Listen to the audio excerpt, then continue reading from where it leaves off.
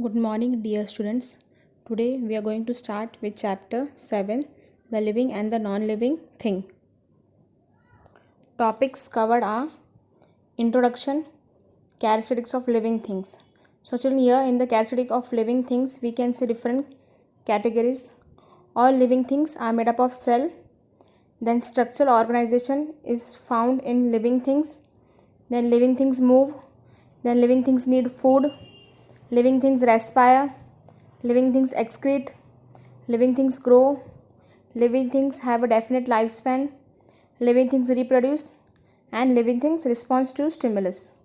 And the last topic, that is virus entities between living and the non-living thing. Children, in this chapter we are going to discuss all these topics. Children, here we will see the introduction. When we look around, we find a wide variety of things like human beings, trees, cars, stones, birds, insects, clothes, paper, and pencils. Children, when we will look around us, we will find all this different variety of things. So now, children, these things will be categorized into living and the non-living things. So here we can see human beings, trees, birds, and insects. This all are what living things. So here you can see this all are the example of living things. Whereas stone, car, clothes, and pencil and paper, this all are the non-living things. So children, this both the living things and the non-living things are made up of matter.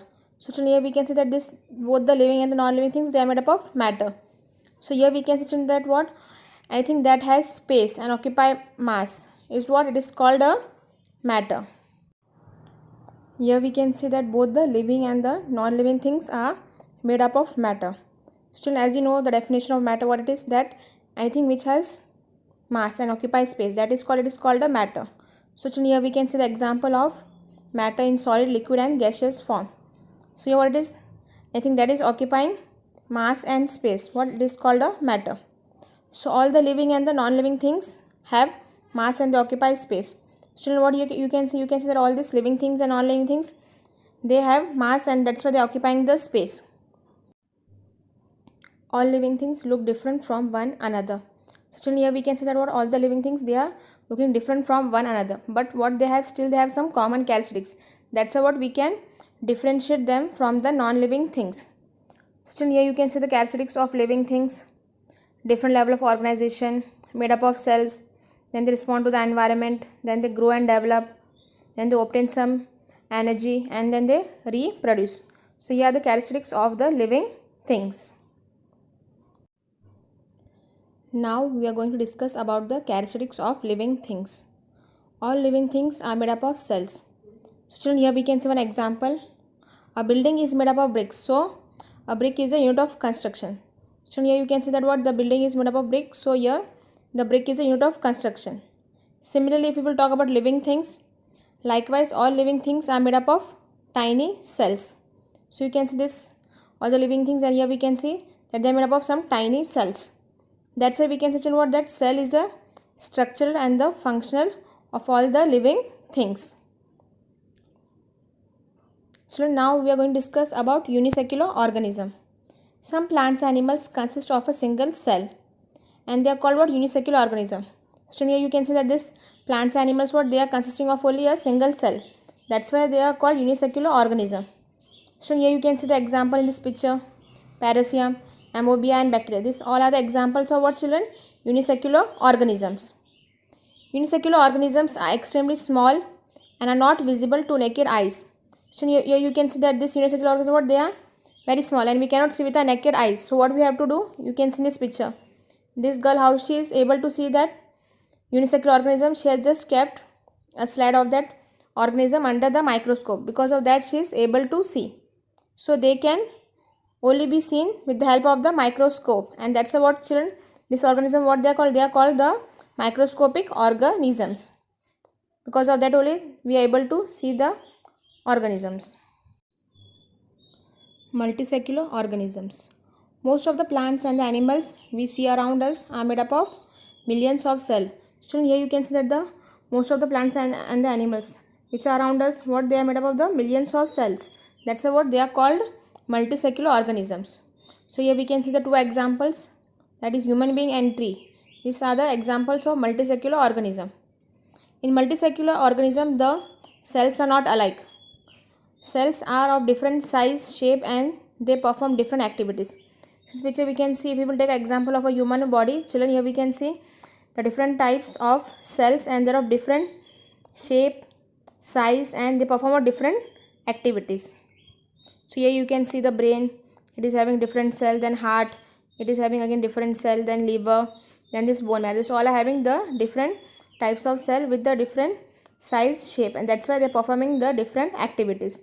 That's why human being is called a multicellular organism. Here we are going to see this organism into two types, that is the unicellular organism and the multicellular organism. So children, here you can see that organism has only a single cell, whereas multicellular organism has many cells. Here we can see the examples of unicellular organism: bacteria, parasium, and amphibia. Whereas here we can see the examples of multicellular are plants and animals. Activity 1. To observe the cells of an onion peel. The things that we need are an onion, a glass slide, a cover slip, forceps, iodine solution, and a microscope. So the method now we will see, children. You have to take an onion bulb and cut into pieces. So first we will take an onion and we will cut into pieces. Then you can see that you have to take one small piece of onion and pull out a thin layer from its inner side. Actually what you have to do, you have to just take a small piece, you have to just pull out a thin layer from its inner side. So what this is, an onion peel. Now place the onion peel on the slide and put a drop of iodine solution on the peel. Actually what you can see here is a glass slide. You have to keep the onion peel on that and then you have to put some iodine solution on the peel. And then what you have to do, you have to cover it with a cover slip and you have to observe it under the microscope. So what you will observe? You will observe small chamber like structure which are called what? Cells. And these cells are called what? Plant cell. So when you will keep it under the microscope, so you will see here that they are having some cells, and that cells are called what? It are called plant cells. Naturally we are going to discuss about structural organization found in living things. So naturally here we can see the cell in multicellular organism are organized into specialized group which perform what? Specific function. So here you can see the level of organization. First is a cell, then tissue, then organ system, and the organisms. So now we are going to discuss about what is tissue. A group of similar cells that perform a particular function is called a tissue. So here this is a cell, and when the cells all are grouping together and when it is performing some particular function, that time it is called a tissue. So here we can see that different groups of tissues together perform a function. So here you can see this all are the different types of tissues and together they are performing a function. A group of tissue which work together to perform a particular function in the body is called an organ. Actually here we will see that what is an organ. So what you can see that a group of tissues. So this all the group of tissues when they are working together to perform a particular function where in the body, that is it is called an organ. So here we can see the example like hearts, lungs, and eyes. What are the some organs of a body, and they are made up of what? Different tissues. So all this like heart and lungs, this all what? These are the some organs of a body and they are made up of some different tissues.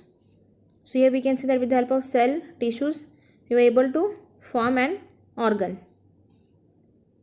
So similarly cells join together, what? They perform the tissue, and then what? Different tissue, what? They join together, children, and what? They perform a organ. And then what? We can see that organ work together and then it is able to form a system. Living things move. All living things show movement. So children, we can see that what? All living things are showing movement when they move from one place to another. So here we can see animal move from one place to another in search of food and shelter, and also to escape from their enemies. So this movement is what? It is called a locomotion. So this picture we can see children like deer. It is moving in search of food and shelter. That is from one place to another. Similarly we can see tiger is also moving from one place to another in search of food and shelter. And you can see the deer is escaping from this lion. So all this movement is called a locomotion. Animals like lions, giraffe, zebras move with the help of their legs. So here we can see that these animals are moving with the help of their legs. Whereas animal like birds, flies and mosquitoes have wings to fly. So we can see children, these animals like what? Birds and flies and mosquitoes, what? They have the wings to fly. Similarly, we can talk about fish. Fish swim with the help of this fins. So you can see children that in this picture that fish, how it is able to swim? Able to swim because of the fins. That's why it is able to swim. Now here we are going to talk about plants. Plants are fixed to the ground. They do not move from one place to another. So in this picture you can see what? This plant is fixed to the ground. That's why it is not able to move from one place to another. Whereas you can see children what? Plants can also move their certain body parts like leaves. This picture you can see children like that this sunflower is there. So it is able to move and the leaves are also able to move. The sunflower always turn towards the sun. So in this picture you can see children what? That the sunflower is always turning towards the sun. And here children we can see one more example of touch me not plant. Closes its leaves on touching. So you can see children, this is a sensitive plant. Here you can see the leaves are open, but when you will touch it, so what? The leaves will get closed. So this plant is a touch me not plant. That when you're touching the leaves of the plant, the leaves are getting closed. Now some non-living things like clocks, clouds and cars also move. Now here we can see that like non-living things like what? Like clock and clouds and this car also they move. Why they are moving? Because we are applying some external energy or force. That's why they are able to move. So here we can see their movement is different from the movement in the living things. So you can see that the living things they move by their own self. But for this we have to apply some external force or energy. Then only these non-living things will be able to move. Otherwise they can't move by their own. Now here we are going to see living things need food. So here we can see that can we live without food? No, we cannot live. So we human beings cannot live without food. So we need food in our day-to-day life. So we need energy to perform what? Various activities like what? Running, reading and writing. If we will get the energy, then only we will be able to do these activities. We get this energy from the food we eat, and food is also required for the growth and the repair process. So here we can see that what? Energy we get from the food we eat, and food is why it is required? It is required for the growth and the repair process in our body. Now children, we are going to discuss about autotrophs. All the green plants prepare their own food by taking in carbon dioxide and water in the presence of sunlight and chlorophyll by the process of photosynthesis. Now children, in this picture you can see that how the green plant is preparing their own food. It is preparing with the help of the carbon dioxide, water and the presence of sunlight and chlorophyll. That's why this process is taking place. That is photosynthesis. So here we can say children that what? The green plants are called autotrophs. Why they are called autotrophs? Because they are preparing their own food with the help of the sunlight. Here you can see that it is taking in carbon dioxide and releasing oxygen. So with this process only they are able to prepare their own food. And that's what they are called autotrophs. Now children, here we are going to see about heterotrophs. All animals get their food from plants and other animals, and they are called what? Heterotrophs. Actually here you can see this, all the animals what? They are getting the food from the other plants and the animals. That's why what? They are called heterotrophs. Why? Because they are depending on the other plants and the animals for their food. Then only they are getting the food. So here you can see that an organism that obtain energy by consuming the other organism. So when they are consuming the other organism, that only they are getting the food. Still here we can see some examples. Animal like cows, deers, rabbits and birds eat only the parts of the plants such as leaf, stem, roots, fruits and seeds. So here you can see these animals like cows, deer and rabbit, what? They are eating only the parts of the plants, like they are eating the leaves, stem, roots, fruits and seeds. Whereas some other you can say animals like what? Lion, tiger and leopard, what? How they are eating? They are killing the other small animals and then they are eating that animals. Living things respire. Hold your breath for a few seconds. So you have to hold your breath just for a few seconds. So can you hold it for longer? No. Why? We can't hold it for longer. Why? Because we all are the living things and we breathe to live. Now here we will say all living things inhale, that is they take in oxygen which is rich in air, and exhale, that is they throw out the carbon dioxide that is rich in air. So what we can say children here that what we all living things, what? We are taking in oxygen which is rich in air, and we are just exhaling out the carbon dioxide.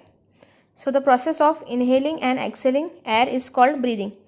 This picture we can see, children, that when you inhale the air, what, your chest is expanding, but when you just exhale the air, so what, your chest just contract. So here we can see that the process of what, inhaling and exhaling air is called what, breathing.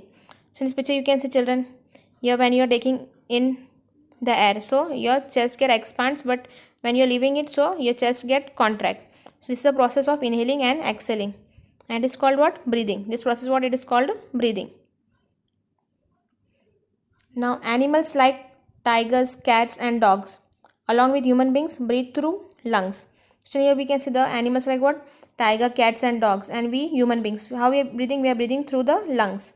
But we can see some insects like cockroaches, flies, mosquitoes and grasshopper, how they are breathing. Here you can see, children, they breathe through the air holes, what they are called, spirals, and is present on the surface of their bodies. So this, what, spiral holes, these are present on the surface of this insects like cockroaches, flies, mosquitoes and grasshopper. Because of that only spirals, they are able to breathe. Now here we can see fish breathe through gills, and they absorb the dissolved oxygen in the water. Now what here you can see in this picture, that fish, how they are breathing, they are breathing with the help of the gills. And why they are able to breathe, because the oxygen is dissolved in the water. So in the picture you can see, children, gills, what, they are having a larger surface area and a lot of blood vessels. That's why with this help of gills they are able to breathe.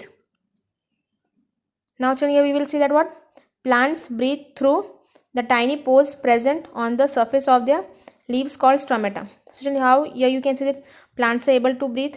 You can see that on the leaves they are having some tiny pores, that is called, what is called, it is called stomata. So when it is open, so it is able to breathe. So here you can see that when it is open, so it is taking in HO2 and leaving and taking out oxygen. So here we can see that how this stomata is able to breathe. So here we can see that aquatic plants take in oxygen dissolved in the water. So in this picture also we can see, children, why aquatic plants are able to live under the water. Why? Because in the water the oxygen is dissolved, and this aquatic plants, they are in the habit to live in the water. That's why they are able to breathe and they are able to stay in the water. All organisms respire to get energy. So here we are going to discuss about respiration. So respiration is a process of breakdown of food in the body of an organism with the help of what, oxygen, and they release what, carbon dioxide, water and energy. So here in this process we can see, children, that what, sun is giving light to the plants, and then what, with the help of that only plants we are able to take what, in oxygen, and then we are able to release carbon dioxide. So what we are releasing, children, we are releasing the carbon dioxide, the water and the energy. And here we can see, children, what, that carbon dioxide and water vapor are given through what, exhalation.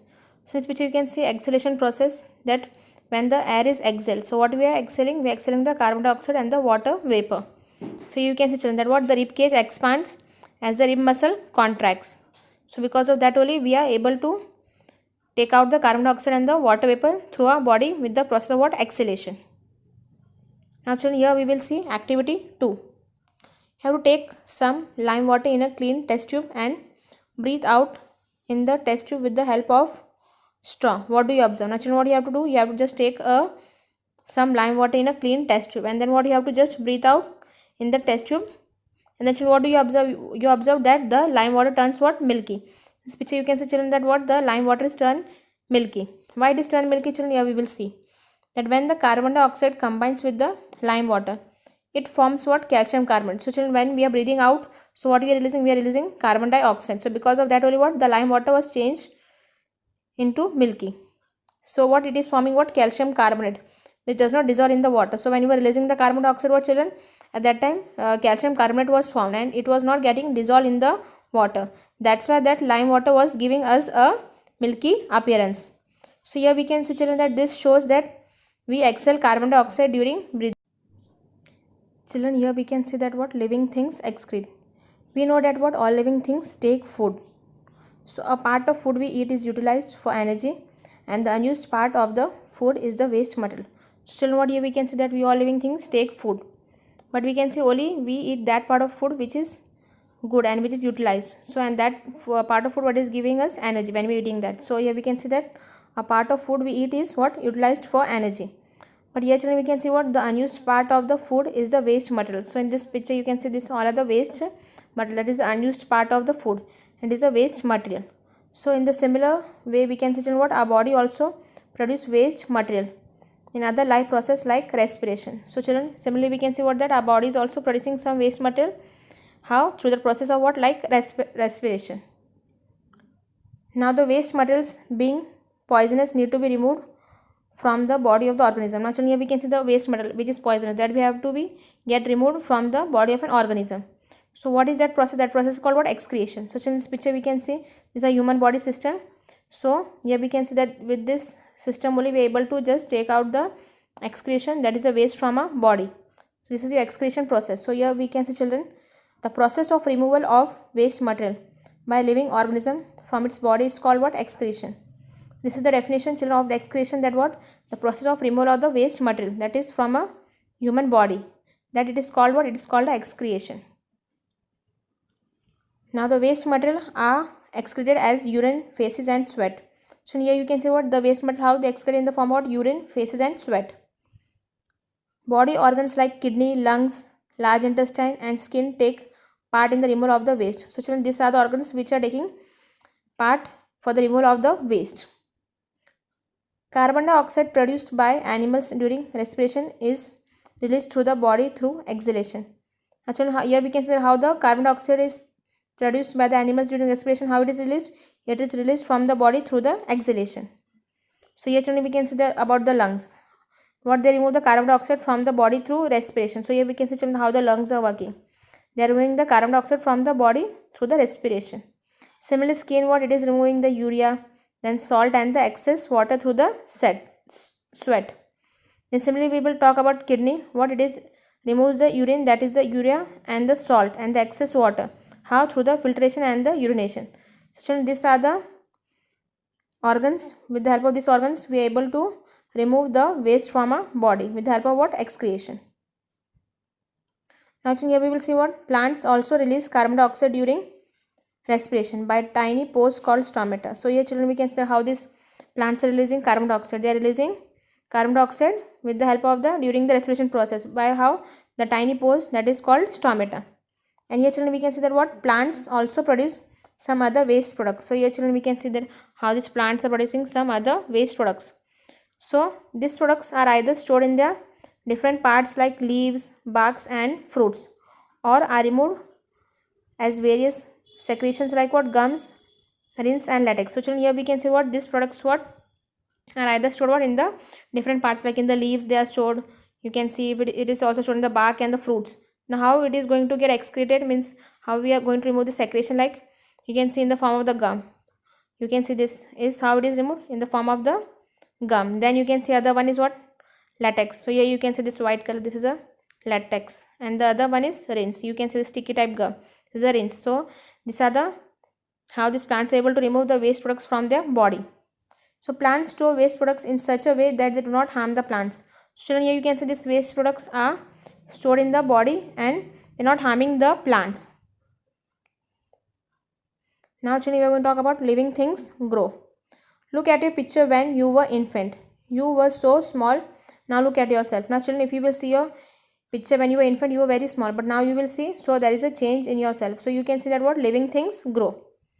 You are grown up and increased in size. Now children, if you will see yourself, so what? You are grown up also and you are increased in size. So in this picture also we can see first you were infant, then you were little more grown up. Then you can see in this picture how the size is increased and the height is increased. So all living things what? They grow on their own. Growth is actually an increase in the size of the body. So children, what we can see, what is the definition of growth? What it is actually what? The increase in the size of the body. So here we can see the 4 different stages, that how the infant was grown to a boy. Now a tiny seed grows into a baby plant, and after some time what? It grows into a big plant or a tree. So here we can see this first, it is a small seed. Now you can see this how the small seed has grown into a big plant. So you can see this process. First was a seed, then little it has grown, then again it has grown into a seedling, then you can see a plant. So this is a how the tiny seed has grown into a plant, and later you can see that this only plant has or other plants can grow into a tree. So here we can see what? That plant continues to grow throughout their life. A small puppy grows into a dog. So in this picture, children, you can see that what this puppy what later it grows into a dog. A chick comes out of an egg and grows into a hen. Since picture you can see, children, after the hen has laid the eggs, so what the chick is coming out of the egg. And then animal grows up to a certain age only. So we can see, children, that these animals they grow only up to a certain age. They stop growing after they have attained a certain size and shape. Now children, you can see this picture, this dog, it has attained a certain what size and shape. So now what they will stop just growing. Similarly in the picture you can see this hen. Here also you can see that hen also after a certain period what it will just stop to grow in the size and the shape. You will grow for a few more years and then you would stop growing. Actually, yeah, we also as a human being we will also grow at a certain age for some few years, then we will also stop growing. You may say that some non-living things like a crystal of sugar grows in size. Actually in this picture you can see that this is a sugar. Now what you can see that this sugar also what they grow in size. How they grow in size and what? When this growth is external. How? Why? Due to the additional of a substance from the outside. Now actually here you can see because of some additional substance from the outside, that's why what you can see this sugar crystal they stick to each other. That's why what we can say that there is a growth in the size of a sugar. Living things have a definite lifespan. Children, here we will see that we know that all living things start from a single cell. So children, what we can see that we all living things are starting from a single cell. So what here we can say that all living things are what born, then they grow into adult, then they produce the offspring, then they get old and they finally die. So in this picture we can see that what we all living things, first we are born, then we are born infant, then we grow into childhood, then adolescence, then adult, and then we become old, and then what finally we die. So what we can say that all the living things follow a definite pattern of what birth, growth, reproduction, aging and death. So what we can say that we all living things what we are following some pattern, like first birth, then growth, we are growing, then reproduction, again we are having our own children, then aging, then and last at the death. The time period for which a living organism remain alive is called its lifespan. So children, what the time period in which we living organism are alive, that is called what it is called a lifespan. So all lifespan have a definite lifespan. So what children we can say all we living things what we having some definite lifespan. So lifespan is different for different organisms. So what children we can say that all the organism are having, they having the different lifespan. So as we human beings can live up to the age of 90 or 95. So we all are having different lifespans. Now here children we will see table 7.1, that is the average lifespan for some organism. So children here we will see some organism and the lifespan. So here we can see dog. What is the lifespan of a dog? That is 16 to 18 years. For lion the lifespan is 20 to 25 years. For ostrich the lifespan is 45 to 50 years. And for human beings it is 65 to 80 years. For tortoise here you can see children is how much? That is 120 to 150 years. And banyan tree that is how much? 200 years or more. Similarly here we will see for bacteria it is how much? 15 to 20 minutes. Then mayfly it is only for a 1 day. Then housefly you can see it is only for 1 to 4 months. Then rice plant it is for 4 months. Then rat or mouse it is how many? 2 to 3 years. And squirrel it is for 8 to 9 years. Now children here we will say that what after the completion of the life cycle living things die. Now when the life cycle is complete what the living things die. Now biologically what these things how they are classified? They are classified as living thing, non-living thing and dead. So children we will see that dead things are what they are remain of the living things. For example furniture like table and chair, what they are made up of? Wood. So children you can see how this furniture you got when this plant was dead. So because of that only you have got the wood, and because when you got the wood, so because of that only you got the furniture like the table and the chair. So wood was once the part of a tree and thus it is a dead part of a plant. So children what this wood first what it was a tree, but now what it is a dead part of a plant. Still here we can see some other examples of dead things like what? Leather, bone, tusk, etc. This other are what are the example of dead things. Now children here we will see that living things reproduce. All living things give birth to the young ones of their own kind. That is all living things reproduce. Now children what we can see that all living things what they are giving birth to their own kind. Like we can see this dog is giving birth to the puppy of its own kind. Then cat is giving birth to the kitten. Then horse is giving birth to the colt. Then calf, you can say that cow, what it is a giving birth to the calf. Then lion is giving birth to the cub. Then sheep is giving birth to the lamb. So here we can say children, this all these living things, what they are producing their own ones, reproducing. They are not giving birth to different animals. So here we can say children, what that animal like cows and cats, what they were giving birth to the young ones. So here we had seen children that cow was giving birth to the calf, and then cat was giving birth to the kitten. So similarly we can see children, what that human being also reproduce by giving birth to the baby. So what here we can see this human being, what they are, how they are reproducing by giving the birth to their babies.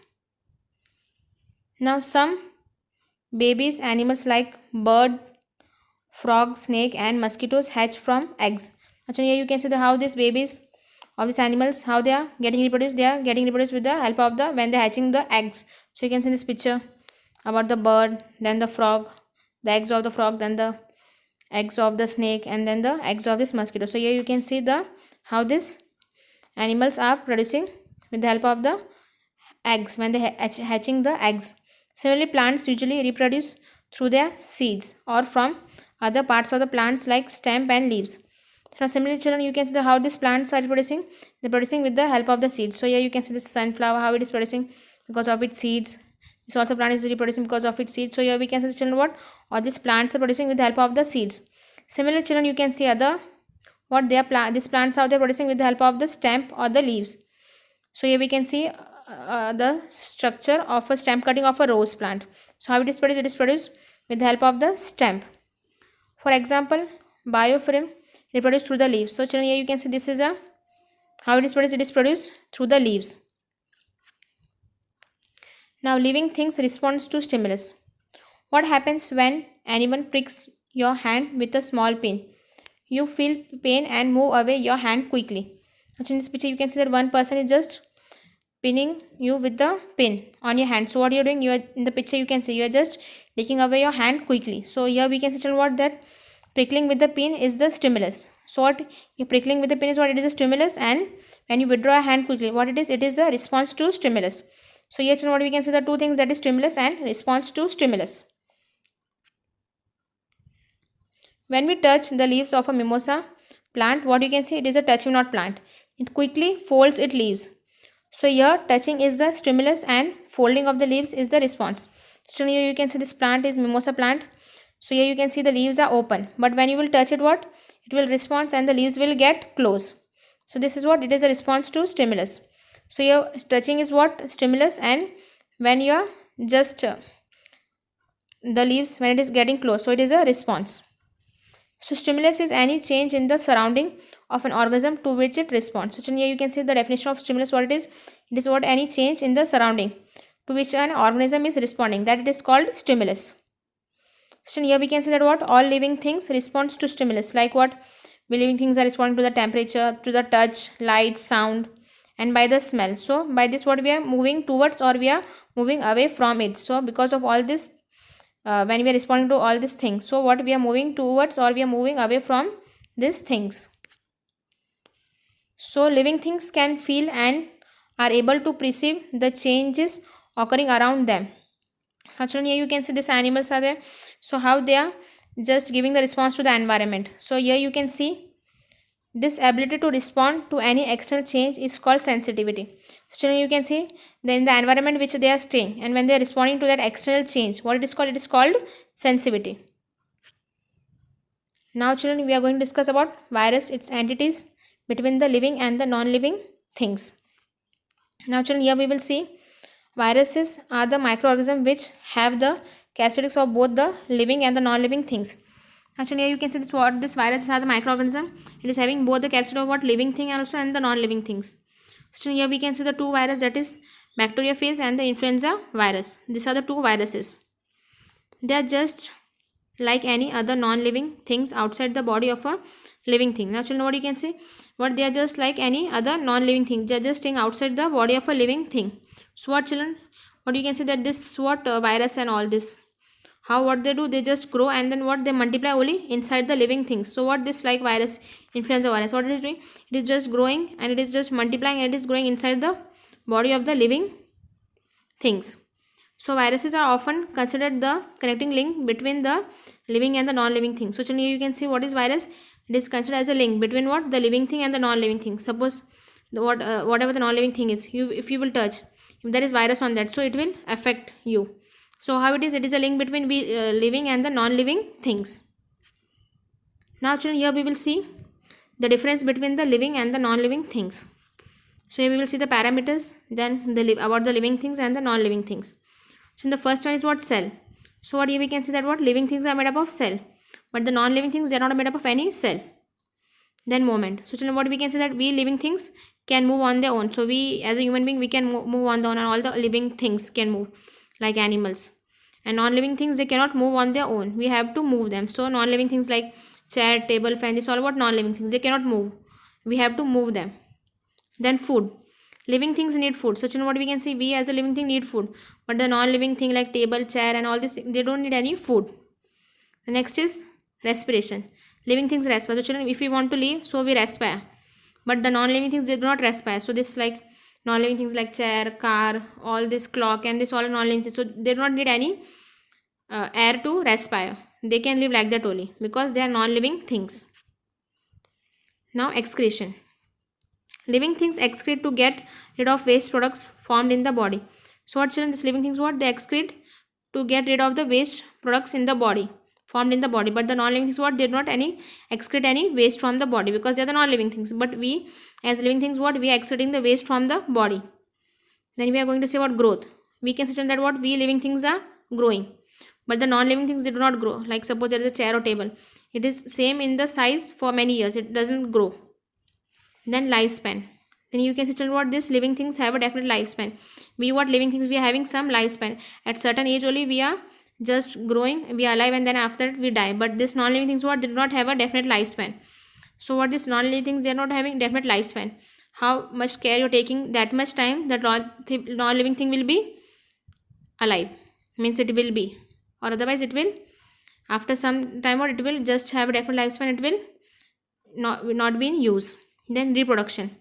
Living things reproduce, but non-living things do not reproduce. So what we can say that we living things, what, we are reproducing the young ones of our own, but non-living things do not reproduce. They are just like that only. Then response to stimulus. Actually, you can see that living things respond to stimulus and they feel and react. So what, we living things, when we are touching something, we just responding, and what we just react to it. But what, this non-living things do not respond to the stimulus. So this non-living things, what, they are non-living. That's why they are not responding to anything.